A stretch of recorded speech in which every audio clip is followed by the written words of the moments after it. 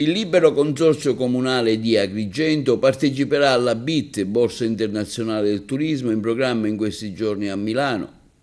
La partecipazione è finalizzata alla creazione di una rete di contatti con i buyers italiani e stranieri, in particolare agenzie di viaggio, tour operator e attività ricettive, per implementare l'offerta del turismo degli eventi. In particolare saranno illustrati due progetti, il primo lanciato nel 2023 con pieno successo, convincendo residenti e turisti, e la nuova realtà del Teatro dell'Efebo all'interno del Giardino Botanico, avviato verso la terza stagione.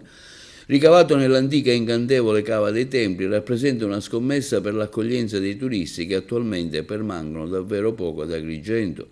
Il secondo obiettivo, ovvero la riqualificazione della foce del fiume Akragas, prevede un percorso museale sulla storia dell'antico porto di Akragas, vera origine della colonia greca, con la creazione di un'area turistico-culturale per eventi, convegni e mostre nei locali della storica focetta, di cui si spera nella sua inaugurazione entro l'anno in corso. Sarà presentata inoltre e distribuita ai presenti una brochure realizzata dal settore turismo sulle origini e sulla programmazione del Teatro dell'Efebo, finalizzata a stimolare accordi per la fruizione turistica.